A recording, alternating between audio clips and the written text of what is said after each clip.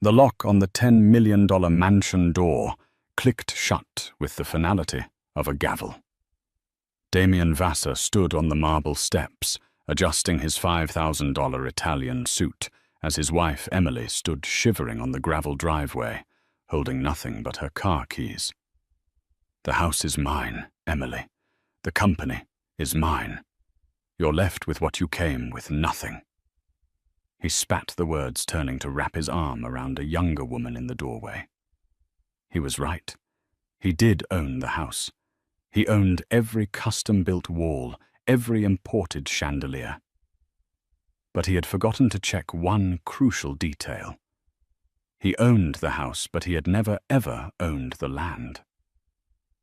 The rain began as a cold, stinging mist, an afterthought to the humiliation.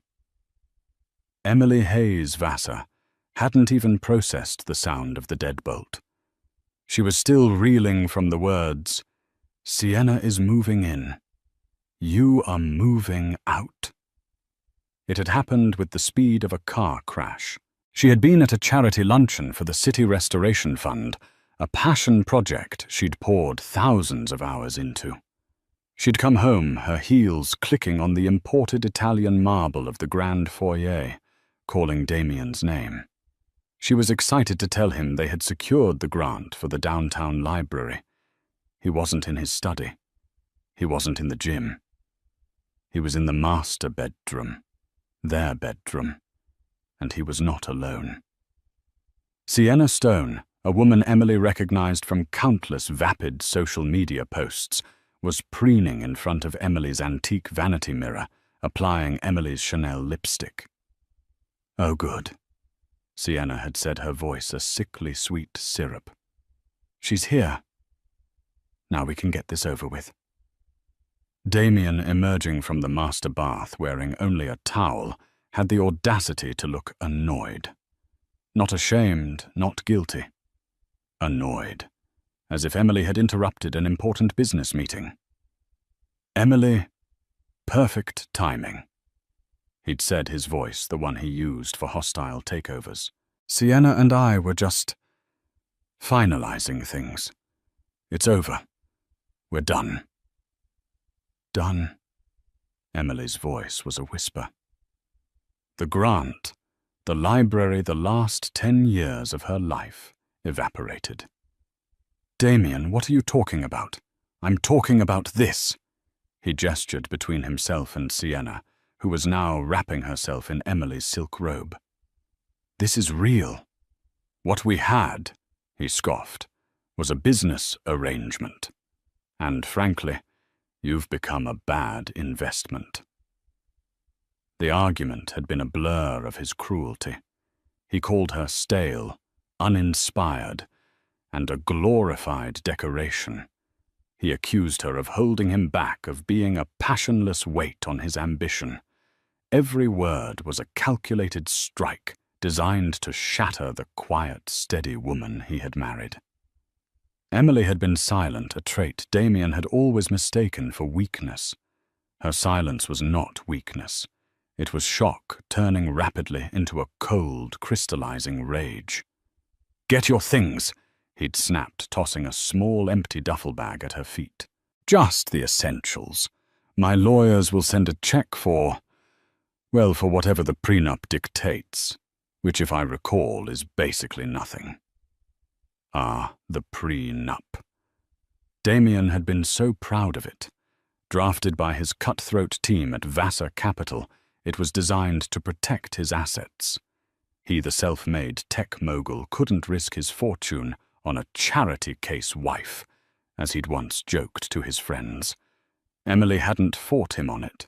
Her own family lawyers had glanced at it, smiled faintly, and advised her to sign. "It's perfectly fine, dear," her father had said, now that nothing was becoming very real. "I'm not leaving." Emily had stated, her voice trembling, but firm. "Oh, you are." Damien laughed. He grabbed her by the arm, his grip bruising. He was stronger than he looked, fueled by arrogance and new lust. He dragged her down the winding staircase, past the priceless art she had curated, past the library she had stocked. Sienna followed, filming parts of it on her phone, a triumphant smirk on her face. "Damien, stop! This is my home." "No, this is my home," he roared, shoving her toward the door. "I built this. I paid for this. Every brick, every window is mine. You are just a guest who overstayed her welcome." He'd thrown open the massive carved oak doors. The mist was now a driving, icy rain. "Your car is in the driveway. The Bentley is mine. The Range Rover is mine. You can keep the pathetic little hybrid you insisted on driving." He'd reached into her coat pocket, fished out her wallet, removed his black credit card, and tossed the wallet onto the gravel beside her. "Now get out!" Sienna, standing in the doorway, shivered dramatically. "Hurry up, baby. You're letting the cold in. Let's go open that bottle of 2005 Dom Perignon. We have something to celebrate." Damien had looked back at Emily, a final, chilling assessment. "You know, I thought you were smart, but you were just quiet. Turns out you were just empty." He threw her small duffel bag containing only her laptop and a change of clothes he'd deemed frumpy enough to be hers onto the wet gravel. And then the click of the deadbolt.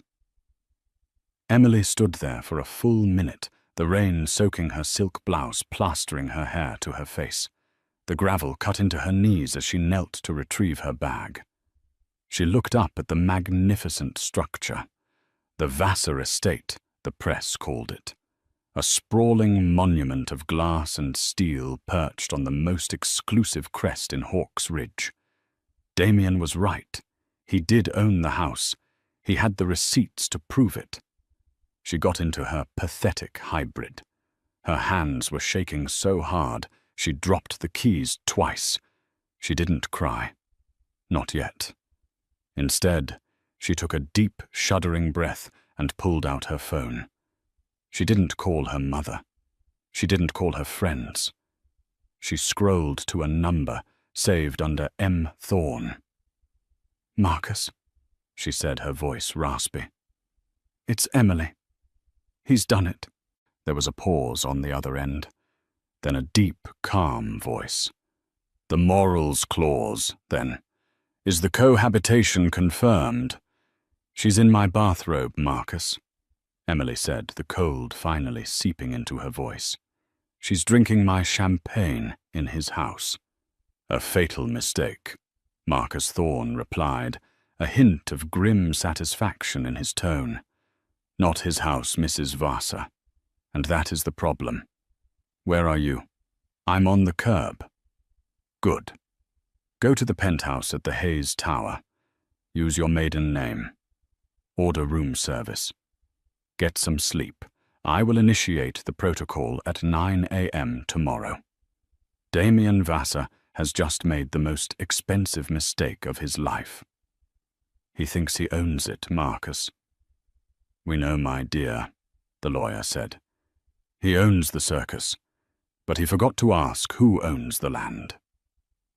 Damien Vassar woke to the smell of expensive coffee and the blinding sun streaming through the floor-to-ceiling windows of his master bedroom. Sienna was draped across his chest, her phone already in her hand, scrolling through Instagram comments. "Babe," she mumbled, "what should I caption this morning view from my new castle?" Damien smiled, feeling a surge of pure, unadulterated power. This was his.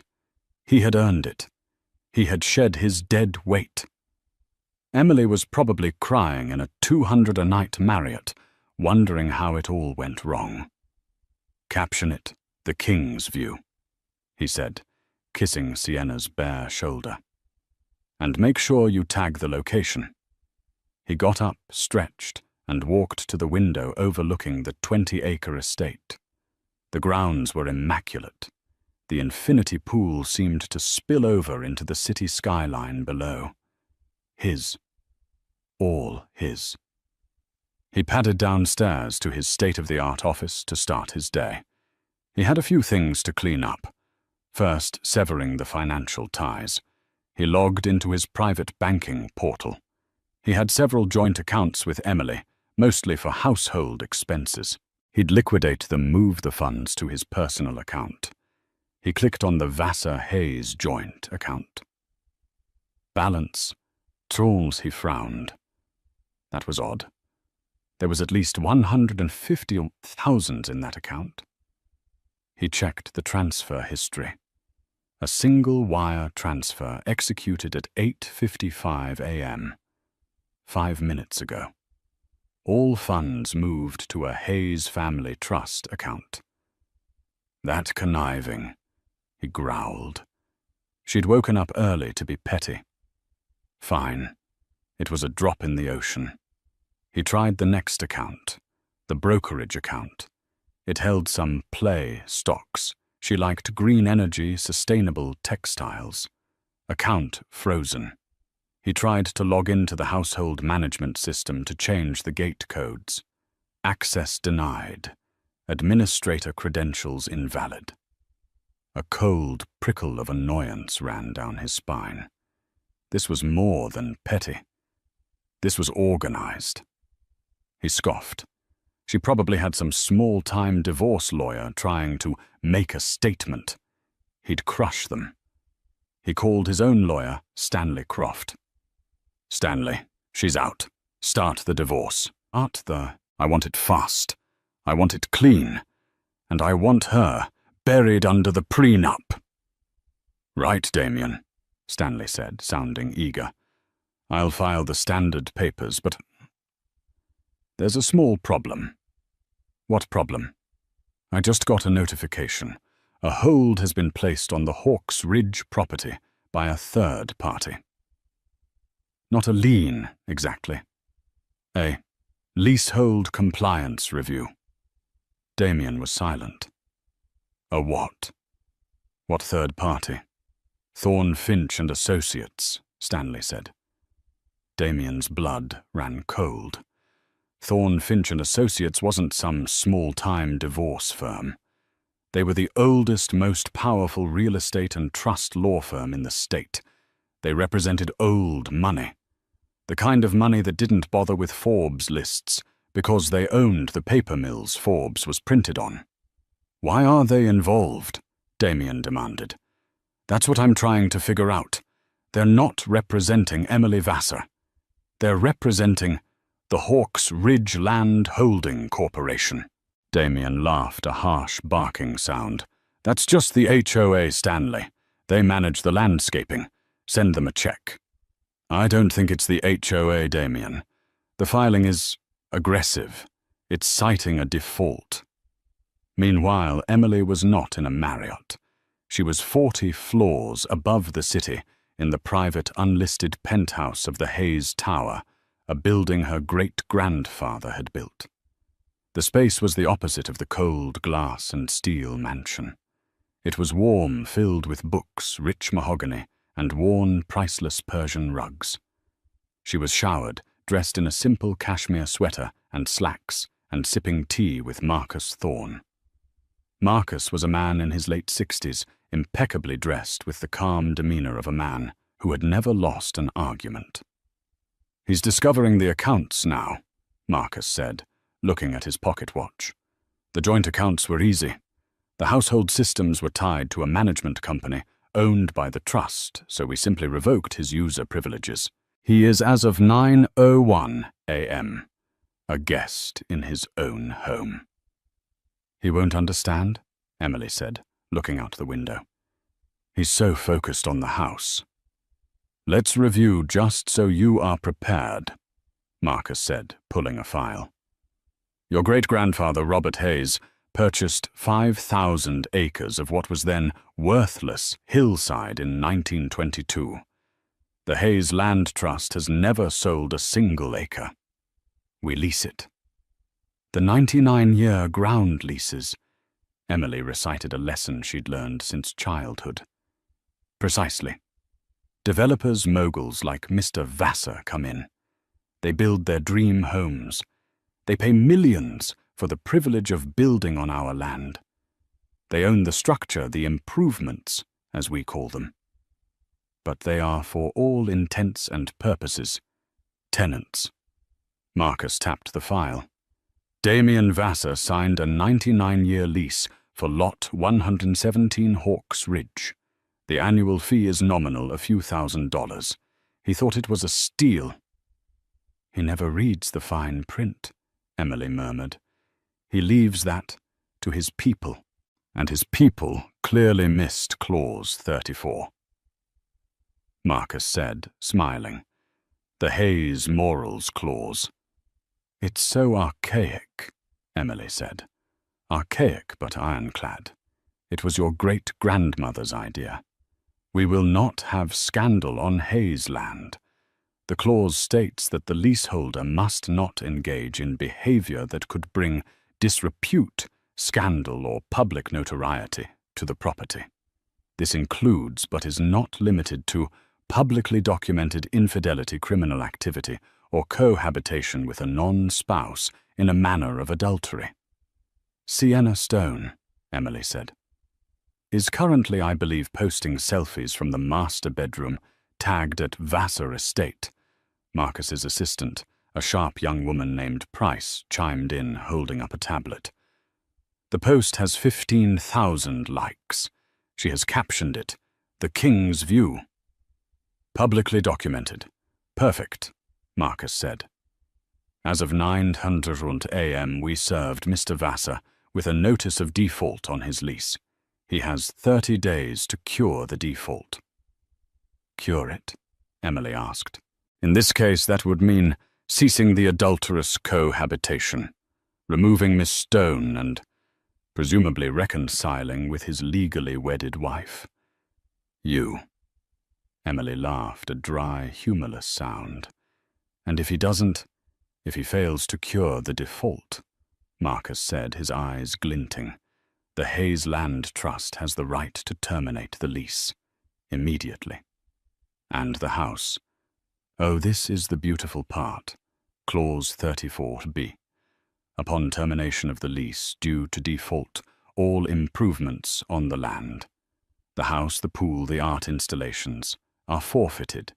They become the property of the landowner. Us.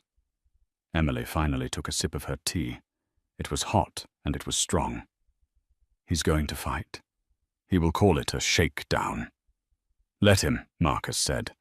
He's a tech bully. We are a 100-year-old institution. He is bringing a lawsuit to a war. Now on to Phase 2, the Vassar Capital Fund. What about it? Emily asked. You are a silent partner, are you not? Your initial $20 million seed money. He told me it was just a formality for tax purposes, Emily said. He's always said it's his fund. He is the face, yes. But your $20 million, which is now worth over $200 million, is held in a sub-trust. A sub-trust that once again contains a morals clause tied to your marriage. He has just breached his fiduciary duty to you, his primary partner. Emily stared. I thought that money was just gone. Invested. Oh no, Emily, Marcus said, standing up.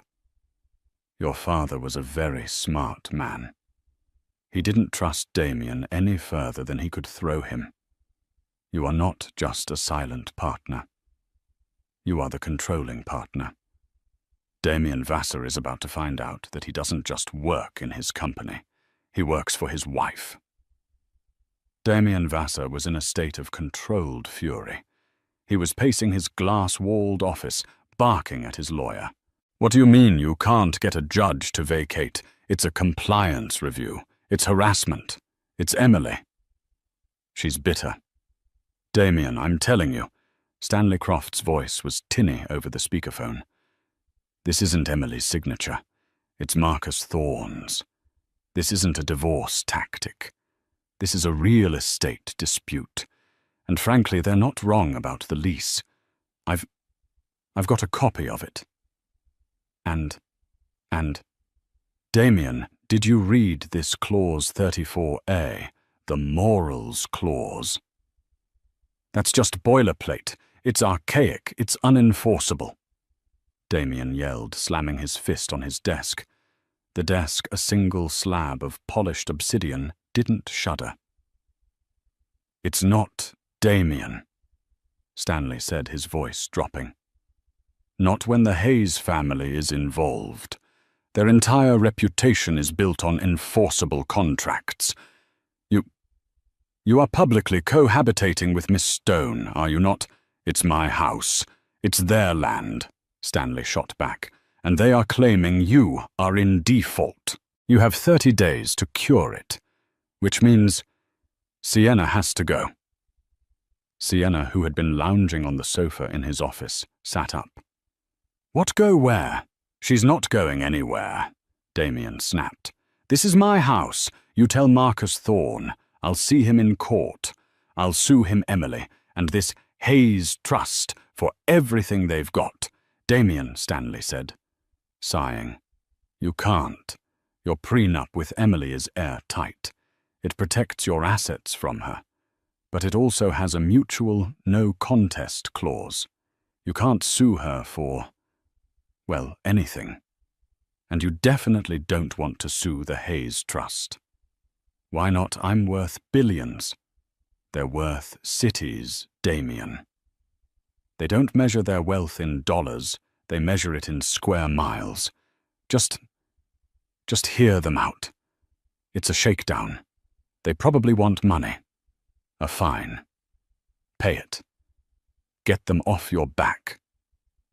And maybe be discreet with Sienna for a few weeks. Discreet. Sienna stood up, outraged. He just kicked his wife out for me. I am not discreet. Damien hung up on Stanley. He's an idiot, he muttered. He's weak. I'll get new lawyers. I'll get the best. He looked at Sienna. Baby, he's just stressed. It's nothing. Just some legal nonsense Emily cooked up. I'll handle it. You'd better, Sienna said, pouting. I'm not going to be discreet. I'm supposed to host a brand launch party here next week. For my new Stone's Glow tanner. Damien's phone buzzed. It was his COO, Mark. Damien, thank God. What the hell is going on? Mark sounded frantic. What are you talking about? The fund Vassar Capital, I'm locked out. All the high-level admin controls, they're frozen. I can't execute the trades for the Apex merger. What, that's impossible. I'm the only one with full admin keys. Well, you're not, Mark said. A controlling partner directive just came through. It's Emily. Not Emily Vassar. Emily Hayes. And she's frozen all capital movement. Damien's vision swam. He stumbled to his chair. That can't be right. She's not a partner. She gave me seed money. It was a gift. The documents I'm seeing, Mark said, his voice tight with panic, say it was a $20 million buy-in as a controlling interest partner contingent on a fiduciary morals clause tied to her personal well-being and marital status.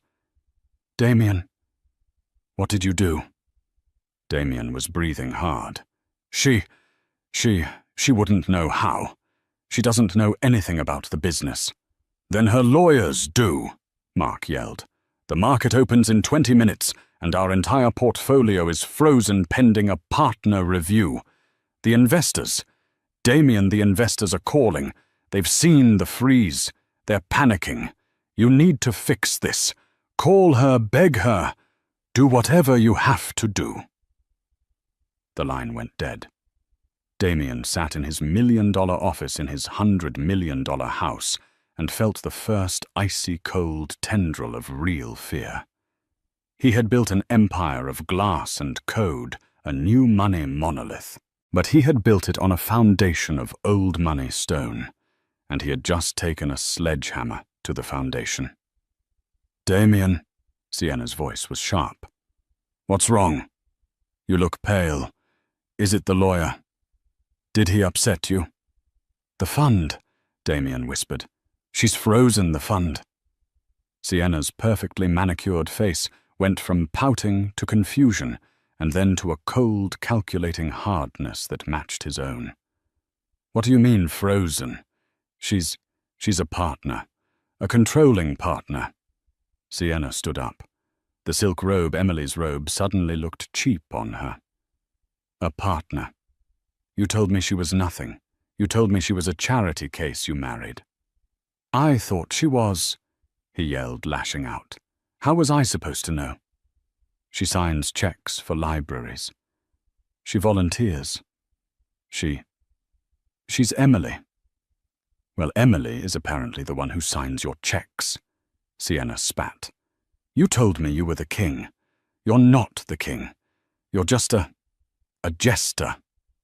Get out. Damien said, his voice low. What? Not you, just get out of my office. I need to think. I need to call. I need to fix this. Sienna, for the first time, looked uncertain. The financial security she had just gleefully grabbed was flickering. You are going to fix this, Damien. Right. You're going to call her and tell her to stop. Yes. Damien said, his mind racing. I'll call her. I'll reason with her. She's emotional. She's just hurt. I'll offer her a better settlement. A real one. 10 million. 20 million. She'll sign. She'll have to. He pulled up Emily's contact. He dialed. It went straight to voicemail. Not her personal voicemail. You have reached the private line of Emily Hayes. I am not available. For all matters regarding the Hayes Land Trust, please contact Marcus Thorne. For all matters regarding Vassar Capital, please contact the office of the controlling partner. All other inquiries will not be returned. He threw his phone across the room. It shattered against a wall-sized, abstract painting. Fine, he seethed to the empty room. You want to play hardball, Emily? You've forgotten who I am. I don't get bullied. I do the bullying. He buzzed his security team. Find my wife. Find out where she is. I don't care how. I want to know where she's sleeping, what she's eating, and who she's talking to, now. While Damien was dismantling his office, Emily was in a different kind of war room. The main conference room at Thorne Finch and Associates was not the sterile glass box environment Damien favored. It was paneled in dark wood, the table a 20-foot-long single piece of mahogany. The walls were lined with leather-bound books that were not for show. They were used. Emily sat at the head of the table. Marcus Thorne was to her right. To her left was a team of specialists. As of 10:30 a.m., a forensic accountant named Peterson was saying, "We have a full freeze on all Vassar Capital assets pending our audit. As the controlling partner, you are well within your rights, Mrs. Vassar. The fiduciary morals clause is explicit. The fund's stability is predicated on the stable marital union of its partners as your father stipulated.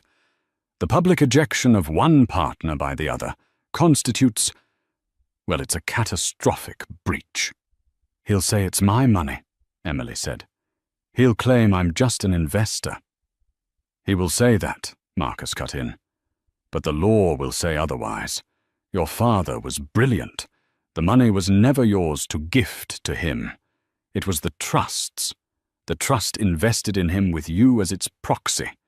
Damien was in legal terms the managing director of your investment, and he just tried to fire his boss. He's going to be violent," Emily said, her voice small for a moment. "His security team is already making inquiries," Ms. Price, the assistant, said, not looking up from her laptop. "They've called 3 fixers to try and locate you. All 3 fixers are on the Hayes Trust retainer. They all reported no leads." Emily blinked. "You have fixers on retainer." Marcus smiled. My dear, the Hayes family doesn't just own land. We own relationships. You are in the safest place you could possibly be. He cannot reach you." "Good," Emily said, the steel returning to her voice. "What's next?" "The house." "The 30-day notice is delivered," Marcus said. "He has two options. One, he cures the default.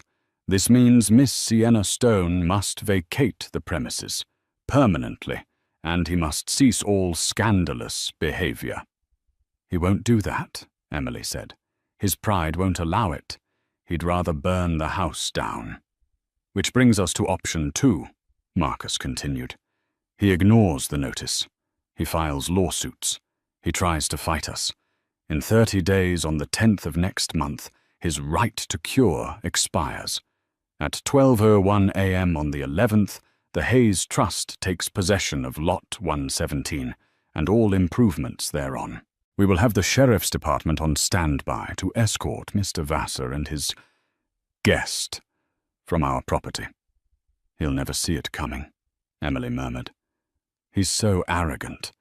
He thinks morals clause is a joke." "The most effective legal tools are the ones people laugh at," Marcus said, "until they're invoked. Now, Emily, the board of the trust needs to know your intention. What is your plan?" "We can, of course, liquidate his position in the fund. It would be messy. But you would be worth in liquid cash several $billion." Emily looked around the table. At the serious, powerful people, all waiting for her, the quiet wife, to speak.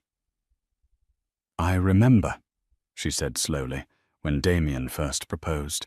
He took me to Hawk's Ridge. It was just an empty patch of dirt then. He stood there and he said, 'I'm going to build a monument to myself here. Something so big and bright, no one can ever ignore me again.' He was so driven. I thought it was passion. I didn't realize it was just hunger. A void that can't be filled." She paused, then looked Marcus dead in the eye. "He threw me out. He told me I was nothing. He said I was empty. He built his empire on my family's foundation and called it his own. He didn't just break a marriage vow. He committed theft. Of my time, my name, my security." "So the goal is not reconciliation," Marcus stated. "The goal," Emily said, standing up. Her voice, ringing with an authority that surprised even herself, "is consequences. He built a monument to himself. I want it gone." "Emily. Not the land, Marcus. The house. The Vassar estate. He thinks it's his legacy. I want it erased." "Can we do that?" Marcus Thorne looked at his partners. A slow, wolfish grin spread across his face. "Yes, Mrs. Vassar. I believe we can. We can terminate the lease. We can seize the improvement. And then we can file for a demolition permit." "Demolition?" Peterson the accountant gasped. "That house is worth north of $100 million. It's a structure," Emily said, her voice cold as the marble in her old foyer. "It's an improvement on Hayes land, and I find it in bad taste. It brings disrepute. It's an eyesore." "A demolition permit," Marcus mused. "The Hawk's Ridge Architectural Review Board would have to approve it. Which they will.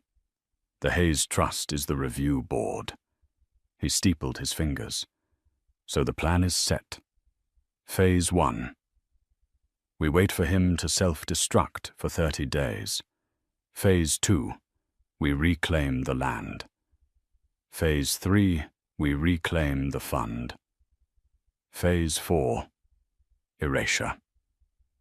"What about Sienna Stone?" Emily asked. "Miss Stone," Miss Price said, "is a symptom, not the disease. She's a social media influencer, and you know what happens to influencers who are tied to public messy and losing scandals. They lose their brands. We've already had quiet off-the-record conversations with her top 2 sponsors. They are reviewing her contracts. Emily nodded. He took 10 years of my life. He thinks he can erase me with a new younger woman. He's about to find out what erasure really means. One last thing, Emily, Marcus said, his tone gentle. This will be a public fight. He will get loud. The press will get involved. Forbes, the Wall Street Journal.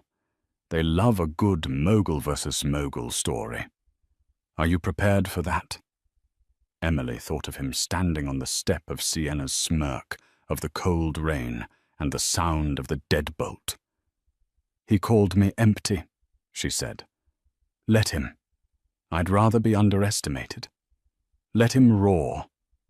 The quiet ones are the ones you have to watch. The first week was a storm of legal bluster. Damien, having fired Stanley Croft, hired Barrington and Lynch, a notoriously aggressive litigation firm known for scorched earth tactics. They filed a dozen motions. Motion to dismiss the lease default, denied. Motion to force mediation, denied. Motion for an injunction against the Hayes Trust, denied. Motion to unfreeze Vasa Capital assets, denied. With every denial, Damien's rage grew. He was hemorrhaging money.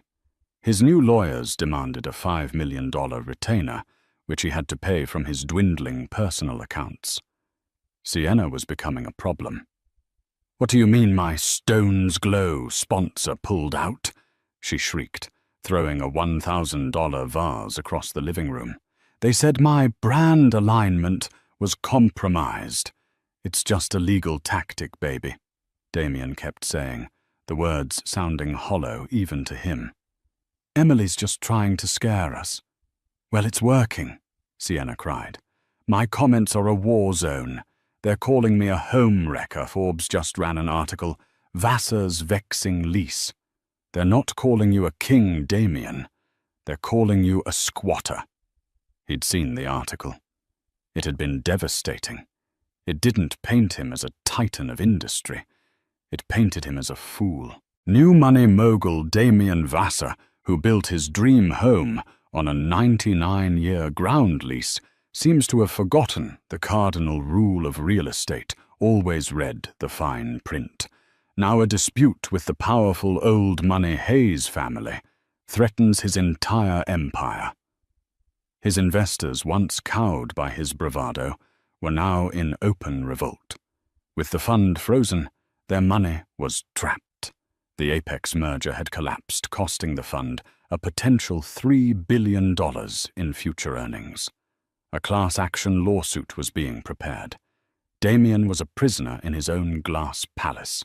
He couldn't leave because his lawyers advised him that abandoning the property could be used against him. He was trapped inside with a rapidly deteriorating Sienna, who was no longer the fun, adoring woman he'd cheated with. She was a liability, documenting their struggle on social media.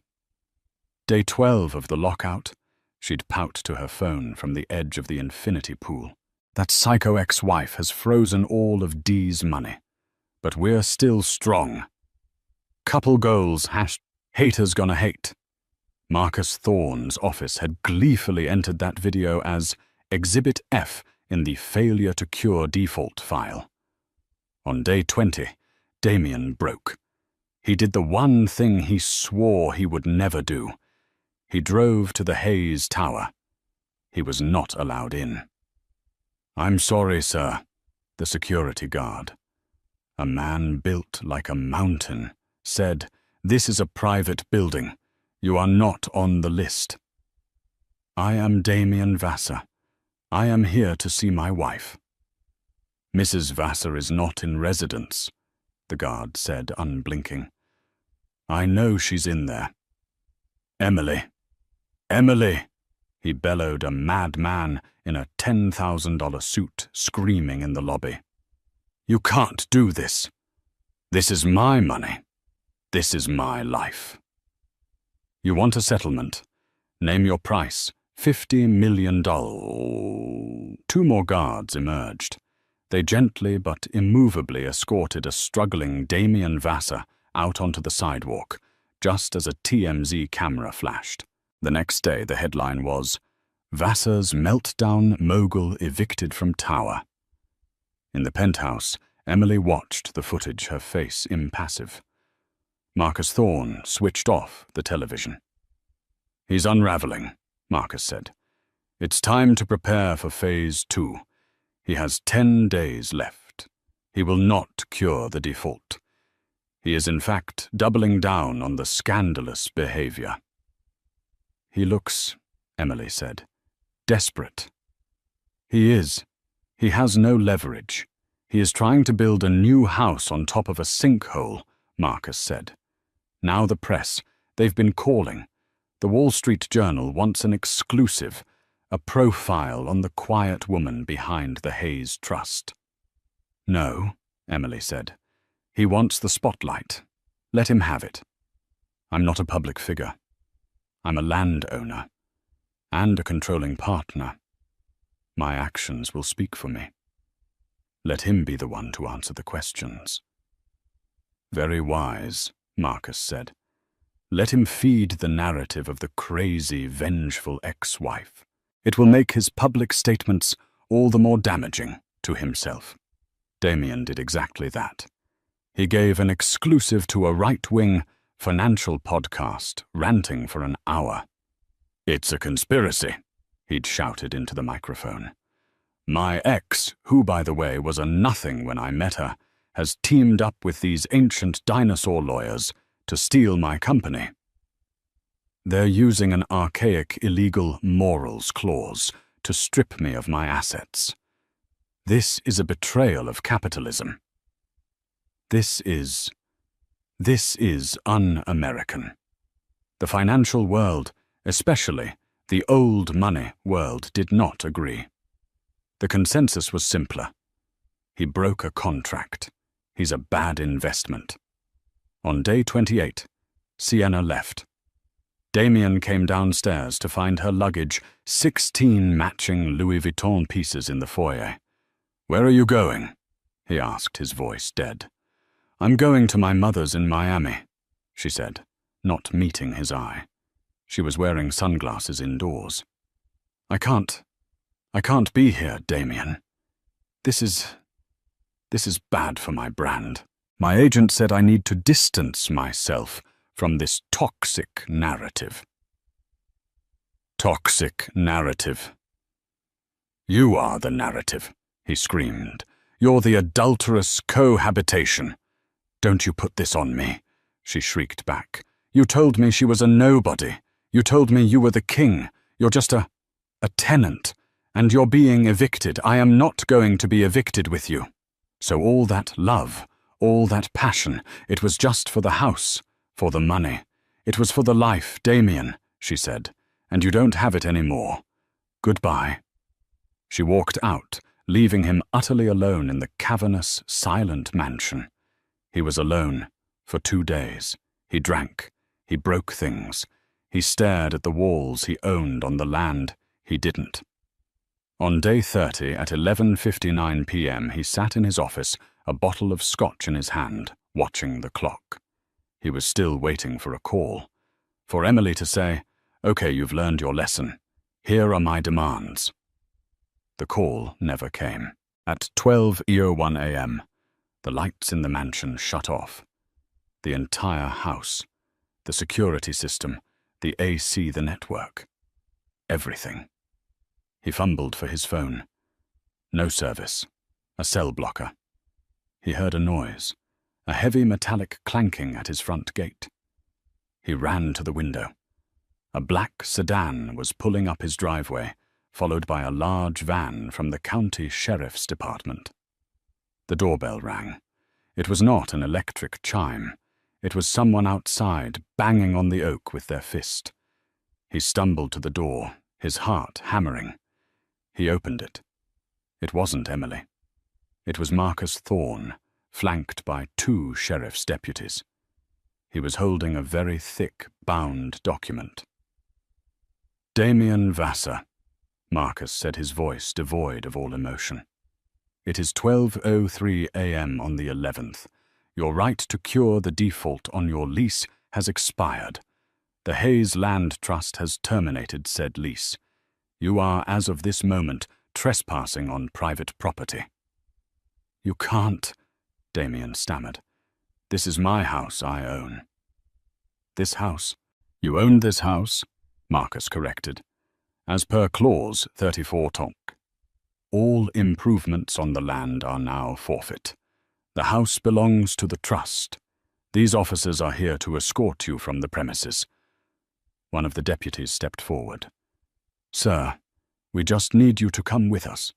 You can take your personal effects. A suitcase. My things. Damien looked around wildly. My art, my computers, all improvements and fixtures, Marcus said, which includes art affixed to the walls, custom furniture, and integrated technology are now the property of the landowner. You may take your clothes, your shoes, and your toiletries. You have 10 minutes. This is theft, Damien roared, lunging at Marcus. The deputies were on him in a second, pinning his arms behind his back. Mr. Vassar, do not assault an officer of the court, the deputy said, his voice bored. Damien sagged, defeated. Emily, is she here? He whispered, searching for her. He needed to see her, to make her see. What Mrs. Vassar is not here, Marcus said. She has no desire to see you. She is, I believe, attending the opera. 10 minutes later, Damien Vassar was standing on the same gravel driveway where he had thrown his wife out 30 days prior. He was holding a single small duffel bag. His suit was wrinkled, his face unshaven.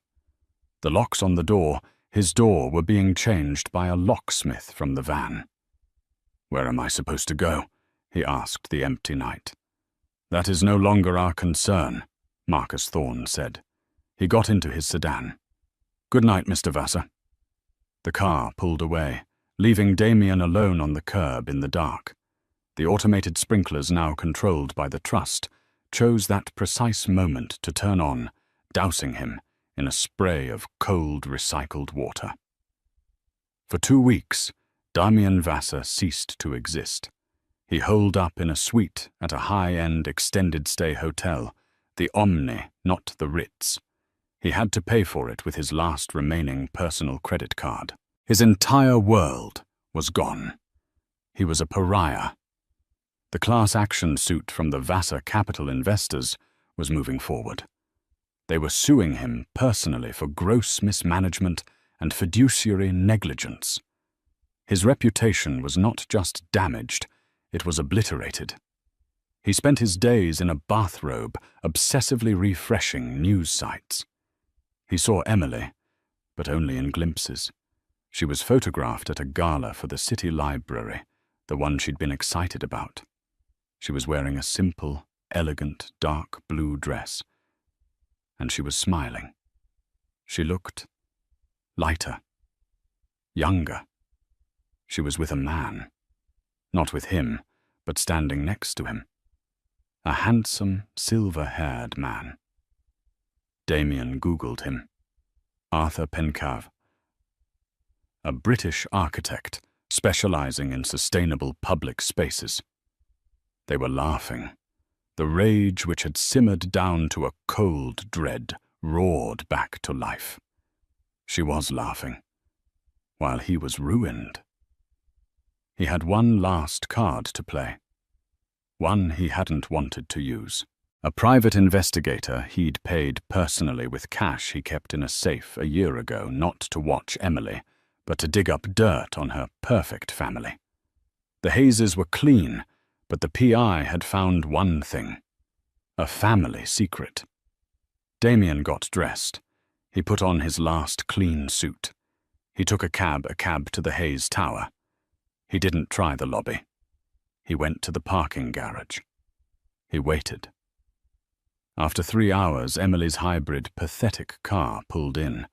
She got out carrying a briefcase. "Emily!" he shouted, stepping from behind a concrete pillar. She didn't scream. She didn't even flinch. She just sighed as if he were a piece of trash she had to step over. "Damien, you're not supposed to be here. This is private property. You're violating your restraining order." "That order is a joke. Just like you," he spat, advancing. "You think you've won, don't you? You took my house. You took my company. You're a thief." "I took nothing," Emily said, her voice echoing in the empty garage. "I simply stopped you from taking any more. You defaulted, Damien.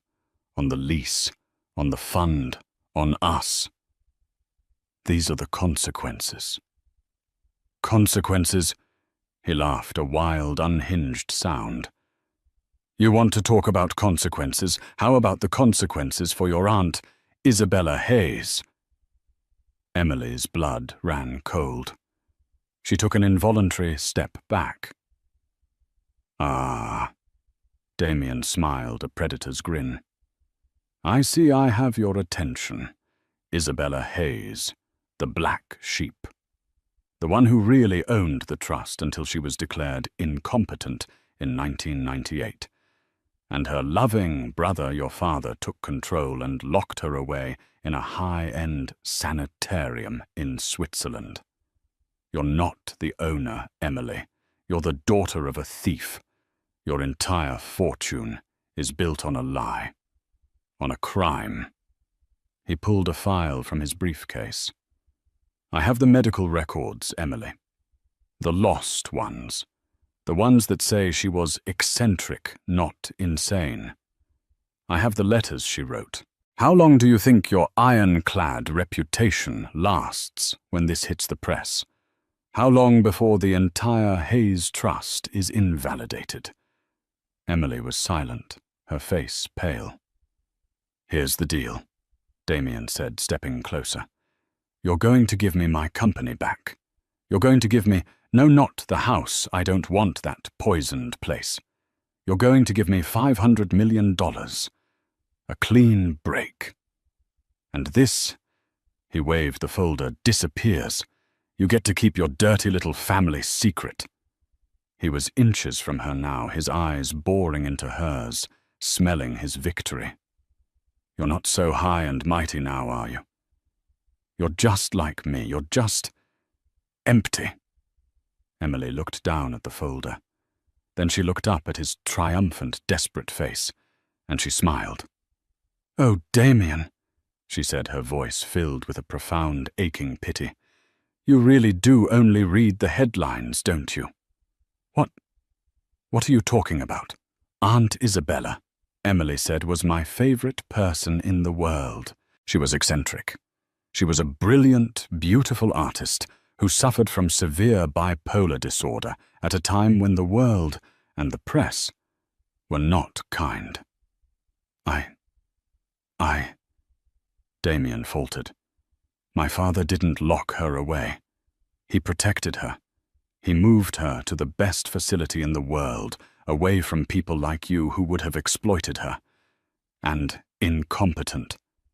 She wasn't declared incompetent. She willingly signed over her proxy rights to my father, so she could live her life in peace, not be bothered with land deeds and fiduciary duties. And do you know who she left as her sole heir?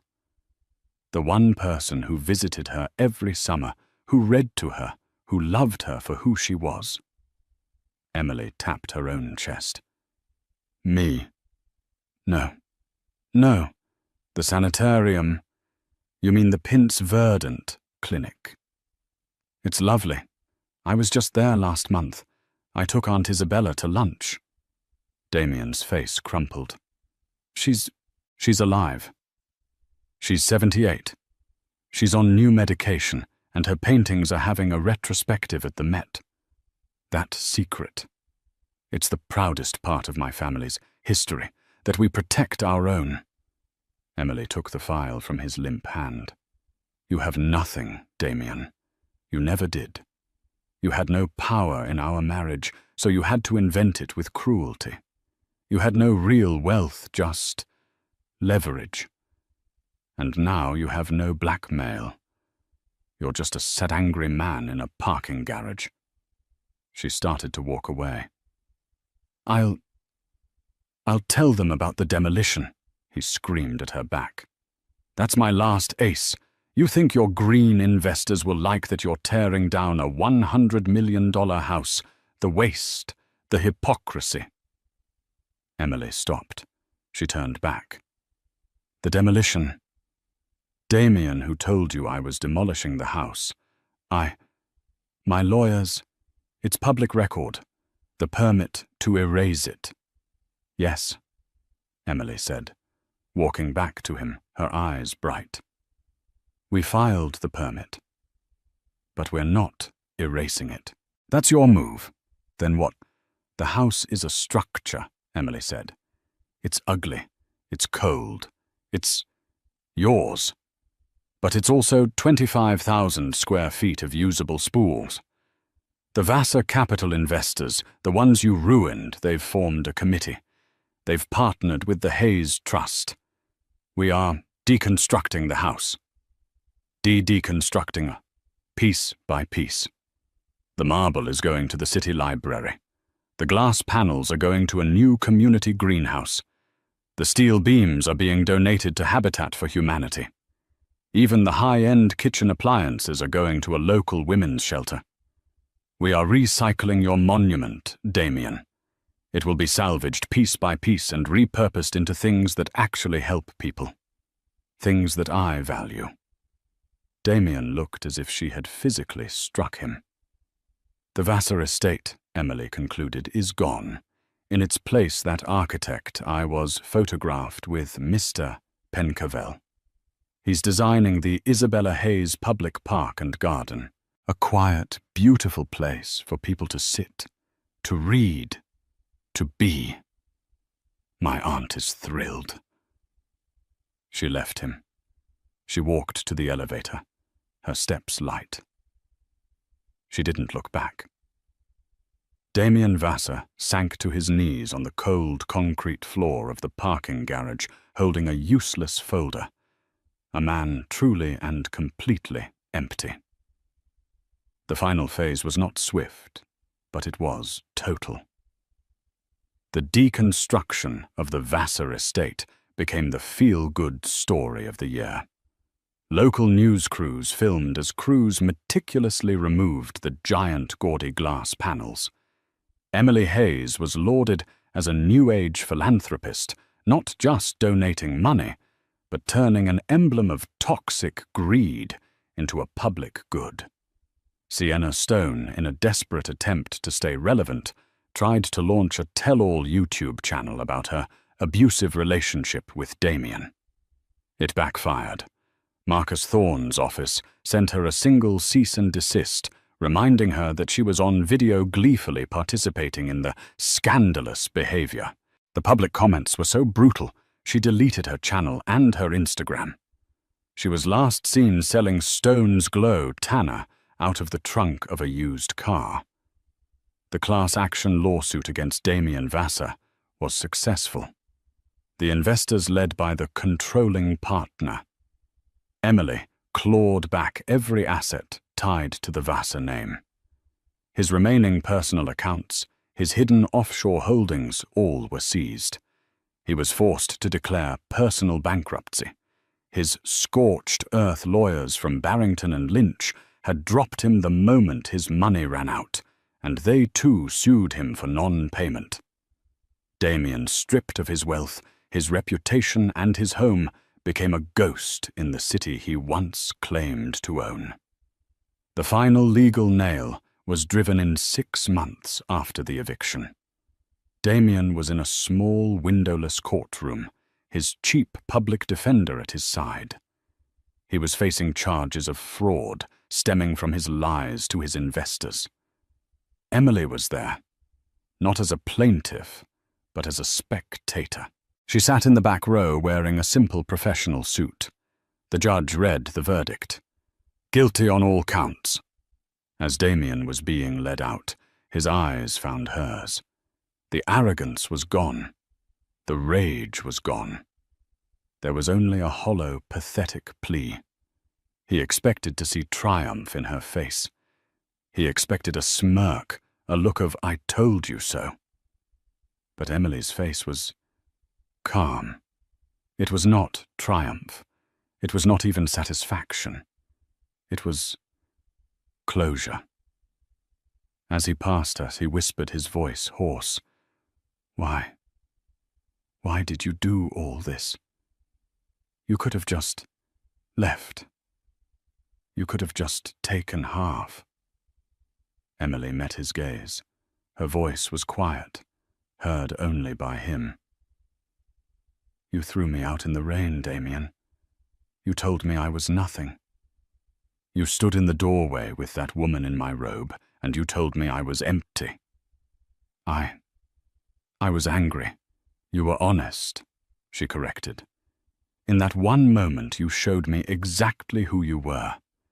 You were a man who builds his monuments on other people's foundations. You didn't just own the house, Damien. The house owned you. The money owned you. The idea of power owned you. Emily, I'm sorry. I know, she said. And the pity in her voice was the most devastating blow of all. You threw me out not knowing I owned the land. But your real mistake was throwing me out not knowing who I was. The land was just a detail. You forgot you married a Hayes. We don't just own things, Damien. We endure. The bailiff tugged his arm. Let's go, Vassar. Damien Vassar, the former king, was led away, leaving Emily Hayes Vassar alone in the courtroom. She sat for a moment, then stood, adjusted her jacket, and walked out into the sunlight. 1 year later, the Isabella Hayes Public Park opened. It was the anti-mansion. Instead of a 20-acre monument to one man's ego, it was a winding, beautiful space of native plants, quiet benches, and a small, elegant water feature made from the recycled marble. Emily was there, cutting a simple ribbon. Her Aunt Isabella, vibrant and sharp in a colourful scarf, was at her side. Marcus Thorne was beaming. The park was an immediate success. It was quiet. It was peaceful. It was used. After the ceremony, Emily was walking the gravel path, the same path where she had once stood in the rain, when a man approached her. It was Arthur Pencuckeval, the architect. "It's beautiful, Emily," he said, his voice warm. "You did amazing work, Arthur. It's breathing. The land can finally breathe." "As can you, it seems," he said, smiling. "I read in Forbes a different kind of article this time, that the Vassar Capital Fund has been reborn." Emily laughed. "We're calling it the Hayes Restoration Fund. We're taking all that new money aggression and pouring it into old-world projects, libraries, parks, public art, restoring the city's foundation." "A much better use for capital," Arthur said. "And are you, the controlling partner, happy?" Emily looked out over the city. The sun was setting and the view was, as Damien had once said, a king's view. But it felt different now. It wasn't a view to be owned. It was a view to be shared. "For the first time in a very long time, Arthur," she said, I'm not just not empty. I'm full." "Good," he said. "In that case, would the controlling partner be interested in getting some coffee with a humble architect?" "I think," Emily said, smiling a real, genuine smile, "that can be arranged." They walked out of the park together. Two people on solid ground, ready to build something new. The old saying goes, before you embark on a journey of revenge, dig 2 graves. But this was never about revenge. This was about restoration.